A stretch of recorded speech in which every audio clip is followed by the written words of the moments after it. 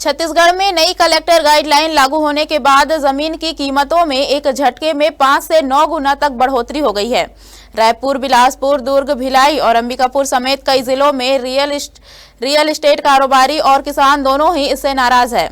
Real estate sector का कहना है कि जहां पहले 10 लाख की जमीन का रजिस्ट्री मूल्य माना जाता था, अब वही जमीन 70 लाख तक पहुंच गई है। इसी वजह से कई व्यापारी इसे अव्यावहारिक बता रहे हैं और रजिस्ट्री बायकॉट की चेतावनी दे रहे हैं। वहीं किसानों का कहना है कि अत्यधिक दर होने से अब उनकी जमीन खरीदने वाले भी नहीं मिलेंगे, जिससे आर्थिक दबाव बढ़ेगा। नई कलेक्टर गाइडलाइंस के तहत जमीन की कीमतों में बढ़ोतरी को लेकर राजनीतिक और सामाजिक प्रतिक्रिया तेज हो गई है। कांग्रेस नेताओं ने सरकार के इस कदम का विरोध करते हुए गाइडलाइंस में बदलाव की मांग की है। कांग्रेस का कहना है कि बढ़ी हुई कीमतों के कारण आम जनता, विशेषकर किसान और छोटे व्यापारी अपनी जमीन बेचने में मुश्किलों का सामना करेंगे। इससे उनके ऊपर वित्तीय दबाव बढ़ सकता है। इसी कड़ी में कांग्रेस के नेताओं ने राजनांदगांव के मानव मंदिर चौक पर मुख्यमंत्री का पुतला जलाकर सरकार के खिलाफ नारेबाजी की। इस दौरान शहर कांग्रेस दक्षिण ब्लॉक महामंत्री नीरज कन्नौजे, कांग्रेस ग्रामीण अध्यक्ष विपिन यादव और जितेंद्र मुदलियार ने विरोध दर्ज कराया और सरकार से जमीन के मूल्य निर्धारण में किसान और आम जनता के हितों को ध्यान में रखने की मांग की। एआईसीसी ने अध्यक्षों की सूची जारी कर दी है और जारी करने के बाद आज राजनांदगांव जिले के अध्यक्ष के जितेंद्र मुदलियार जो है वो एक प्रदर्शन किए हैं। आखिरकार प्रदर्शन का मकसद क्या है, प्रदर्शन क्या है?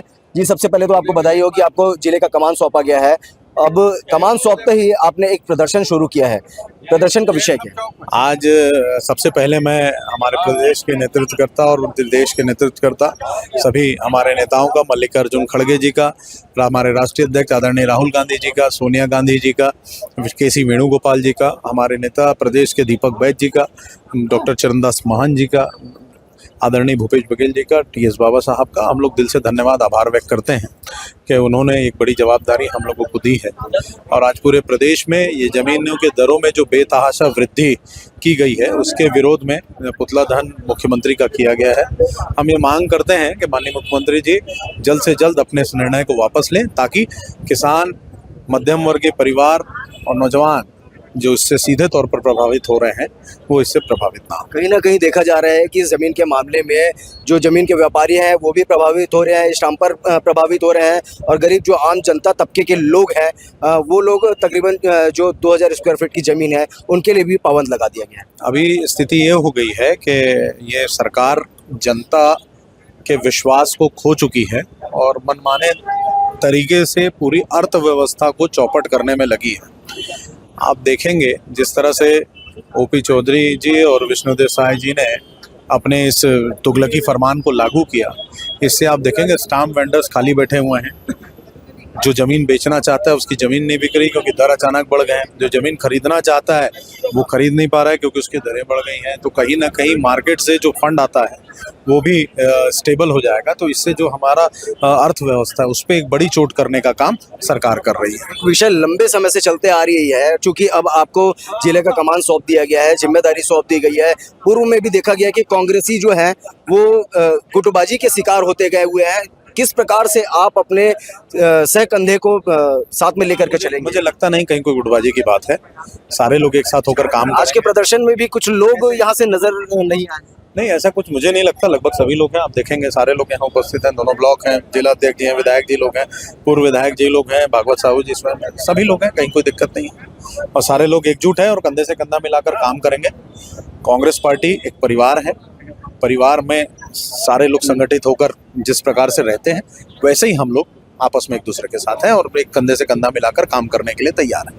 कांग्रेस के अध्यक्ष बनने के बाद आज विरोध प्रदर्शन शुरू हो गया और विरोध प्रदर्शन के बाद अब देखना तो ये होगा कि पहला जो मुद्दा कांग्रेस ने खोला है उस विषय पर छत्तीसगढ़ की गवर्नमेंट यानी कि छत्तीसगढ़ की सरकार जो है वो किस तरीके से इसमें फेरबदलाव करती है या फिर इस नियम को निरंतर चलने देती है।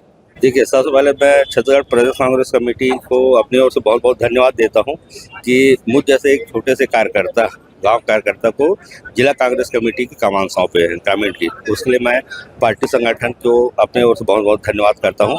और आज प्रदेश कांग्रेस कमेटी की ओर से आदेश जारी हुआ था कि अभी जो जमीन रजिस्ट्री में जिस तरह से तुगलकी फरमान भारतीय जनता पार्टी सरकार ने जारी किया है उसके विरोध में आज हम सब संयुक्त रूप से जिला कांग्रेस कमेटी ग्रामीण एवं शहर संयुक्त रूप से आज हम लोग मुख्यमंत्री सहायक का पुतला दहन आज किए हैं। और आगे भी जो भी निर्देश हमको प्राप्त होगा संगठन से उसको निश्चित तौर पे हम सब मिलकर संयुक्त रूप से पूरा करेंगे। सबसे पहले तो मैं जित्तू मुदलियार जी को बहुत बहुत बधाई देना चाहता हूँ।